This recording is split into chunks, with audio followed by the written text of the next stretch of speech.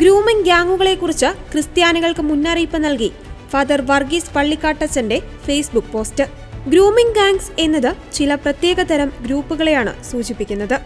മുഖ്യമായും പാകിസ്ഥാനിൽ നിന്ന് ബ്രിട്ടനിൽ കുടിയേറിയവരും ബ്രിട്ടീഷ് പൗരത്വമുള്ളവരുമായ മുസ്ലിം പശ്ചാത്തലത്തിൽ നിന്നുള്ളവർ UK-യിലെ വിവിധ പട്ടണങ്ങളിൽ സംഘടിത ബാലലൈംഗിക പീഡനത്തിനും ചൂഷണത്തിനും ശിക്ഷിക്കപ്പെട്ടിട്ടുണ്ട്.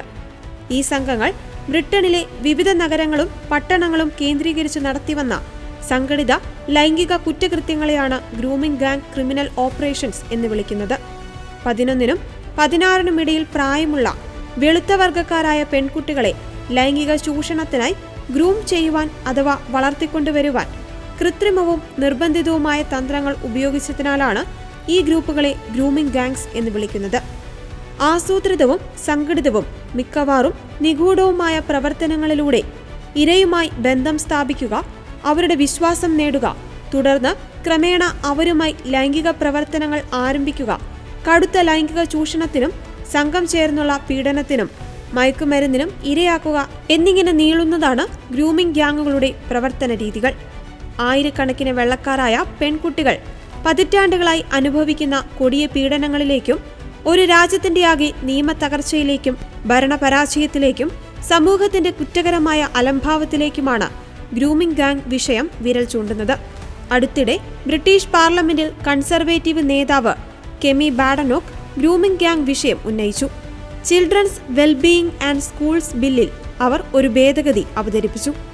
ഇതിനോടനുബന്ധിച്ച് ഗ്രൂമിംഗ് ഗാങ് കുറ്റകൃത്യങ്ങളെക്കുറിച്ച് സമഗ്രമായൊരു ദേശീയ അന്വേഷണം നടത്തണമെന്ന് അവർ ആവശ്യപ്പെട്ടു. ഹൗസ് ഓഫ് കോമൺസിൽ 111-നെതിരെ 364 വോട്ടുകൾക്ക് ഈ നിർദ്ദേശം പരാജയപ്പെട്ടുവെങ്കിലും ദേശീയ തലത്തിലും അന്തർദേശീയ തലത്തിലും ബ്രിട്ടനിലെ വെള്ളക്കാരായ പെൺകുട്ടികൾ നേരിട്ടുകൊണ്ടിരിക്കുന്ന ആസൂത്രിത ലൈംഗിക പീഡനം ചർച്ചാ വിഷയമായി. ബ്രിട്ടനിലെ രാഷ്ട്രീയക്കാരും നീതിനിർവഹണ സംവിധാനവും മൂടിവെക്കുവാൻ ശ്രമിച്ച ഭീകരമായ ലൈംഗിക ചൂഷണത്തിന്റെ ഞെട്ടിപ്പിക്കുന്ന വിശദാംശങ്ങളിലേക്കാണ് ഈ ചർച്ചകൾ വെളിച്ചം വീശുന്നത്. ടെസ്ലയും സ്പേസ് എക്സിന്റെ CEO എലോൺ മസ്കും ഈ വിഷയത്തിലേക്ക് അന്താരാഷ്ട്ര ശ്രദ്ധ ആകർഷിക്കുന്നതിൽ നിർണായക പങ്കുവഹിച്ചു. ബലാത്സംഗ സംഘങ്ങളുടെ ഇരകൾക്ക് നീതി ഉറപ്പാക്കുന്നതിൽ സ്റ്റാർമർ പരാജയപ്പെട്ടുവെന്ന് മസ്ക് ആരോപിച്ചു. കൂടാതെ കിങ് ചാൾസ് ഈ വിഷയത്തിൽ അടിയന്തിരമായി ഇടപെടണമെന്ന് പോലും അദ്ദേഹം ആവശ്യപ്പെട്ടു. മസ്കിന്റെ അഭിപ്രായങ്ങൾ ചൂടേറിയ ചർച്ചകൾക്ക് തുടക്കമിട്ടു. ചില UK സർക്കാർ ഉദ്യോഗസ്ഥർ അദ്ദേഹത്തിന്റെ പരാമർശങ്ങൾ തെറ്റായി വിലയിരുത്തപ്പെട്ടതും തെറ്റായ വിവരങ്ങൾ നൽകിയതുമെന്ന് വിമർശിച്ചു. എന്നിരുന്നാലും പ്രശ്നം പരിഹരിക്കുന്നതിനുള്ള ശ്രമങ്ങളെ സഹായിക്കുവാൻ മസ്കിന്റെ സോഷ്യൽ മീഡിയ പ്ലാറ്റ്ഫോമിന്റെ സാധ്യത അനേകർ അംഗീകരിച്ചു.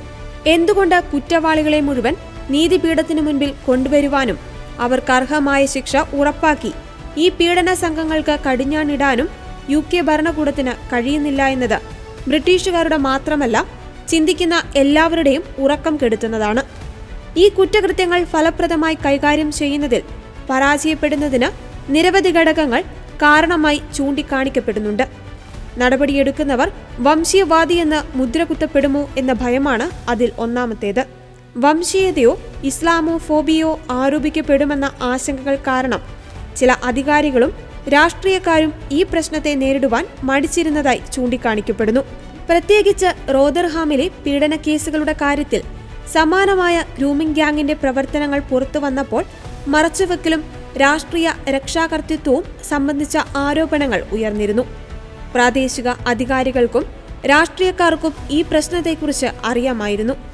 എന്നാൽ വംശീയവാദിയെന്ന് മുദ്രകുത്തപ്പെടുമോ എന്ന ഭയം, വോട്ടുകൾ, സമൂഹ ബന്ധങ്ങൾ എന്നിവയെക്കുറിച്ചുള്ള ആശങ്കകൾ എന്നിവ മൂലം നിർണായക നടപടി സ്വീകരിക്കുന്നതിൽ അവർ പരാജയപ്പെട്ടു എന്ന വിലയിരുത്തലുകൾ ഉണ്ടായി. കൂടാതെ പോലീസിനും സാമൂഹിക സേവന സംവിധാനങ്ങൾക്കും ഈ വിഷയം കുറച്ചു കാണുവാൻ അധികാരസ്ഥാനത്തുള്ളവർ നിർദ്ദേശം നൽകി എന്ന ഗുരുതര ആരോപണവും ഉയർന്നുവരുന്നുണ്ട്.